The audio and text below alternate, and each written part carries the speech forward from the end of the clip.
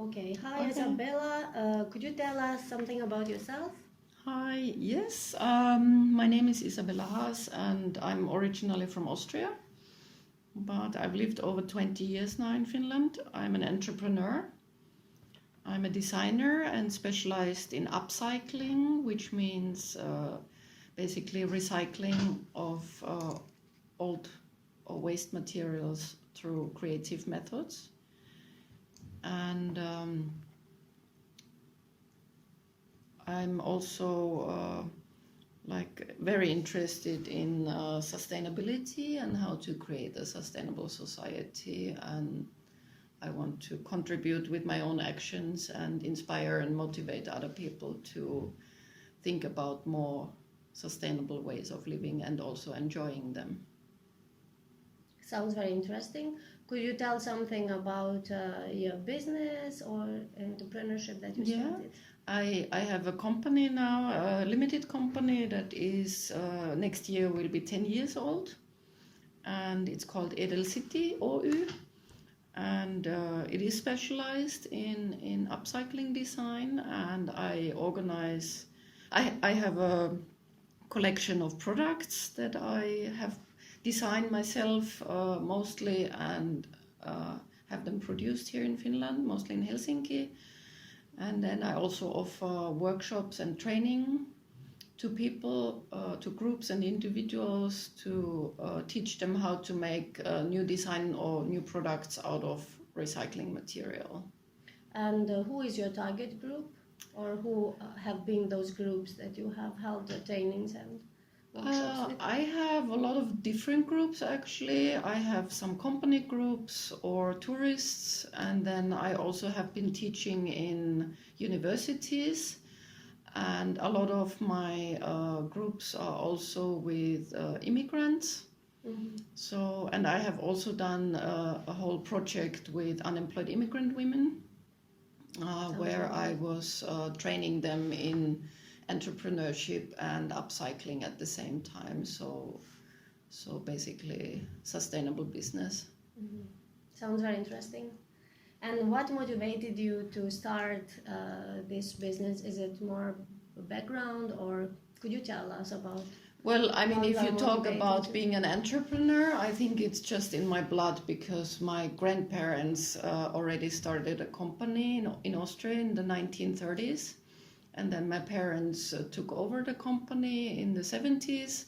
And I grew up basically in a textile factory. So I experienced every day what it means to be an entrepreneur. And I really liked the freedom you have as an entrepreneur, but of course you also have a lot of responsibility, but I liked the flexibility, and that you basically choose your own way of living and your own activities and everything you do basically. So I really like that, so that's why I decided to become an entrepreneur. Mm-hmm. Okay. Last questions. Question. How was it? Did you find it challenging at the beginning, or were you all the time like motivated or highly motivated to do this because you have good background for that? I think I started rather quickly to be an entrepreneur after I graduated from the master's program here in Finland from Aalto University. Because I was looking for a job actually, and that was about 20 years ago. Okay. So I found one place that offered me a job, but they were basically only interested to give me the job if I would work through an own company.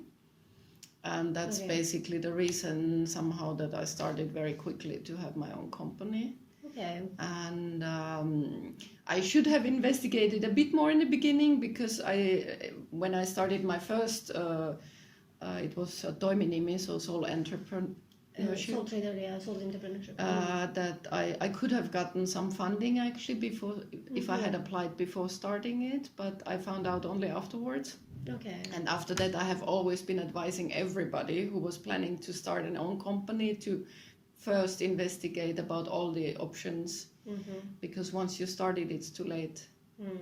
And but I think the starting here in Finland is pretty easy nowadays, especially nowadays. I mean, I think it had always been easy, but for example, limited company, there used to be a minimum of 8,000 euros as a input, and then it was changed to 2,500, and now it's zero actually. So basically, you, in theory, you don't need money to start a company, or not much. But I think the more challenging part is actually to keep it running over a long time, because you encounter a lot of unexpected obstacles along the way, and you have to deal with them. And this is actually now the third company in Finland that I'm running. So I've learned a lot over the years and collected experience. But luckily I had also some help and advice from a lot of people and places that kept me going. And of course, if you talk about motivation, I think if you decide to become an entrepreneur, it's really important that you are able to motivate yourself, because basically nobody is there to give you that motivation. So unless you ask for it, and self-motivation, I always say, is one of the most important capabilities of an entrepreneur, because that's what's gonna keep you going through difficult times, which almost always, I would say, happen at some point in an entrepreneur's life. Okay. Thank you very much for your time and this interview.